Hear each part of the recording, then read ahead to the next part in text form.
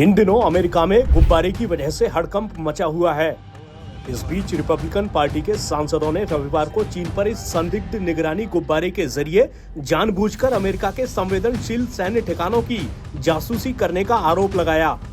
इसके साथ ही उन्होंने आरोप लगाया कि चीनी गुब्बारे के अमेरिकी हवाई क्षेत्र में ऊंचाई पर उड़ने की जानकारी मिलने पर बाइडेन प्रशासन ने उसे तत्काल मार गिराने का आदेश नहीं दिया।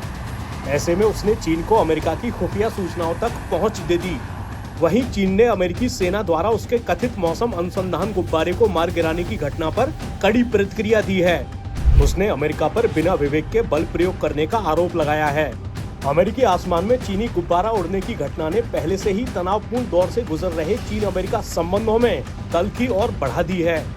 आपको बता दें कि अमेरिकी सेना ने शनिवार को राष्ट्रपति जो बाइडेन के निर्देश पर चीनी गुब्बारे को उस समय मार गिराया था जब वो अटलांटिक महासागर के ऊपर से गुजर रहा था।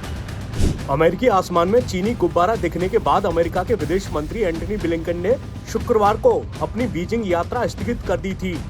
वहीं चीन के रक्षा मंत्रालय ने गुब्बारे को मार गिराए जाने के बाद एक बयान जारी कर कहा था कि वो उसकी प्रतिक्रिया में जरूरी कदम उठाने का अधिकार रखता है। अमेरिका के रक्षा और सैन्य अधिकारियों ने बताया था कि चीनी गुब्बारा 28 जनवरी को अलेउतियन द्वीप समूह के रास्ते अमेरिकी वायु रक्षा क्षेत्र में घुसा था और अलास्का में काफी समय उड़ने के बाद 30 जनवरी को कनाडा के हवाई क्षेत्र में दाखिल हुआ था। 1 फरवरी को इसने वापस अमेरिकी हवाई क्षेत्र में प्रवेश किया और उत्तरी इदाहो के ऊपर उड़ने लगा। इसी दिन व्हाइट हाउस ने कहा था कि राष्ट्रपति बाइडेन को अमेरिकी हवाई क्षेत्र में चीनी गुब्बारा उड़ने की जानकारी दी गई है। इस पर सीनेट में रिपब्लिकन पार्टी के नेता मिच मैककॉनेल ने कहा था, ये बताता है कि गुब्बारे को अलास्का और कैरोलाइना के बीच कहीं भी सुरक्षित रूप से मार गिराया जा सकता था, लेकिन ऐसा किया नहीं गया। वहीं वरिष्ठ डेमोक्रेट नेता चक शूमर ने रिपब्लिकन पार्टी की आलोचना को राजनीतिक और अपरिपक्व करार दिया है।